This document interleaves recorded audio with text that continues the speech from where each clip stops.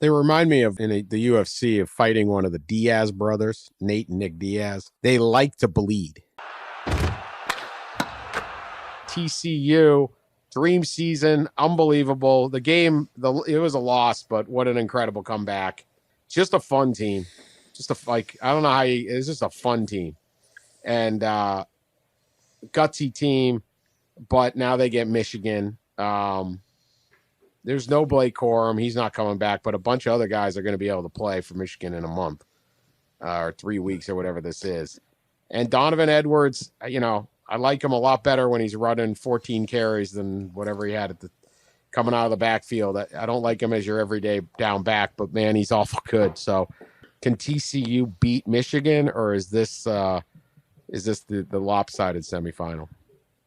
Pat? It might be lopsided. It's still the right matchup. I'm fine with it, but we'll see. We'll see how TCU matches up inside. Again, that's going to be another one where one team is a really physically dominant team at the line of scrimmage. The other team needs to answer some questions still there. Donovan Edwards, 401 yards in his last 2 games. Not bad. Not bad. He is an unbelievable backup to have. It's a little bit like when Alabama had, one guy on top of another guy on top of another guy at running back. It's like, somebody gets hurt or somebody gets tired. Yeah, we'll just bring in somebody else who can go for 50.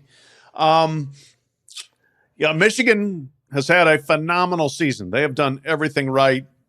I absolutely think they're the better team in this matchup. I don't think it's a walkover. I think TCU throws the ball as well as anybody they have faced, including Purdue. Purdue throws the ball extremely well because they do it a lot, but TCU has more bounce. They've got a running back who can really go, and Andre Miller. TCU, it's just going to be up to the defense to keep them in the game long enough to make some plays. But you are right that, to me, TCU is the least likely playoff team we've ever had, and that includes a group of 5 Cincinnati last year, which started the year number 8 in the AP top 10 and was undefeated the year before except for a last play loss in the Sugar Bowl. Everybody looked at Cincinnati and said that could be a playoff team. Nobody looked at TCU coming into this year and said that could be a playoff team. They were the picked 7th in the Big 12 coming into the season. And so for them to roll the season all the way through to get to 12-0 and then get to the championship game and get it to overtime, wow, incredible season. Super impressive from them. It probably ends in Glendale, but great run. Not even their coach, I don't think, no. expected their playoff team. I know, Pat, you over the summer met with Sonny Dykes, and I met with him in the spring. He had just taken over the team. He was like a month or 2 in. And I remember asking him, like, what do you think about the situation? And he said, we got some problems, and specifically on defense, he said we got some problems. But that segues into defensively, Dan asking about how this matchup will go. You got to stop Michigan's running game. You got to slow it down some way, and TCU has not been the best at that. They're 64th nationally in rushing defense. They give about 150 rushing yards a game. They've given up 21 rushing touchdowns. That's one of the highest marks in the country this year. So that's a problem. And you could see them wearing down. But, man, the comeback hits. I mean, when they need to score, Dugan just leads them down the field and they score. So you feel like they are never out of the dang game. And you kind of feel like this game is going to go just like all their other ones this year.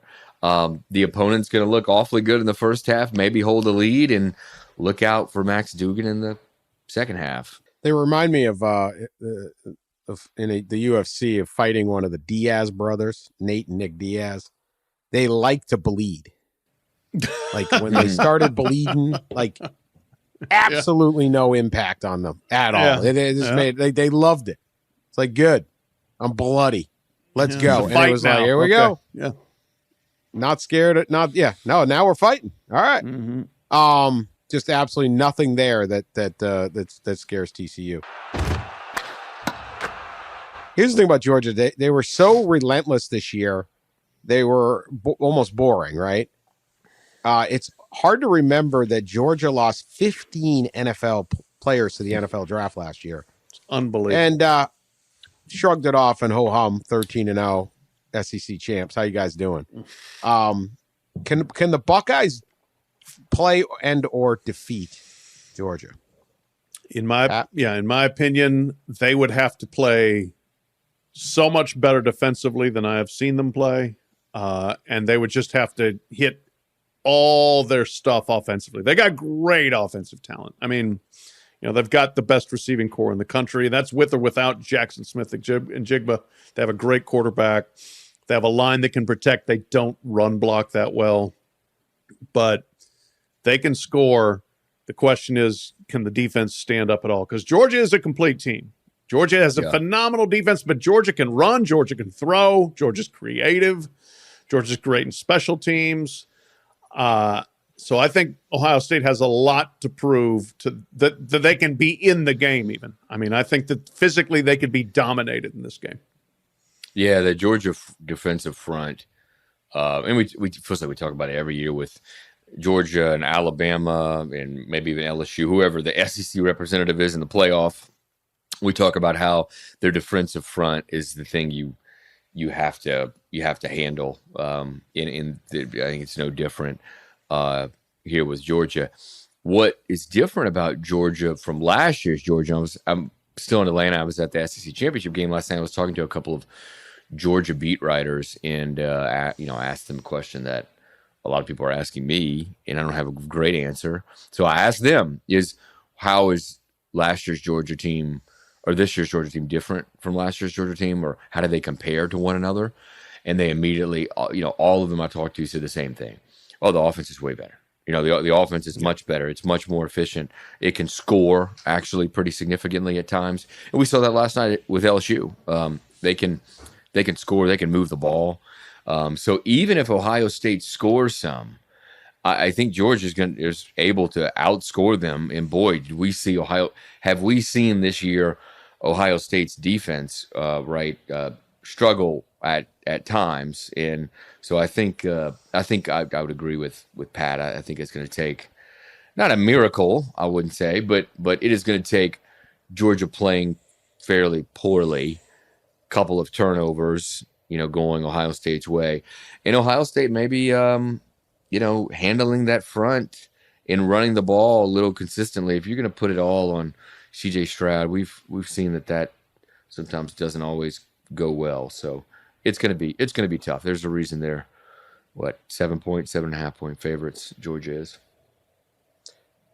Two quick thoughts for me. Georgia, people talk for Ohio State. Well, Michigan's they're built to beat Ohio State. They can do this. They can do this.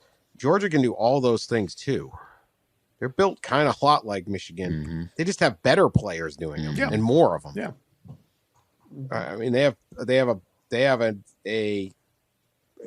little bit better talent than Michigan, but they want to run the ball. They want to control lines. They'll do it. They want to do this. You want to do that. We'll do it. And so, that doesn't bode well for Ohio State.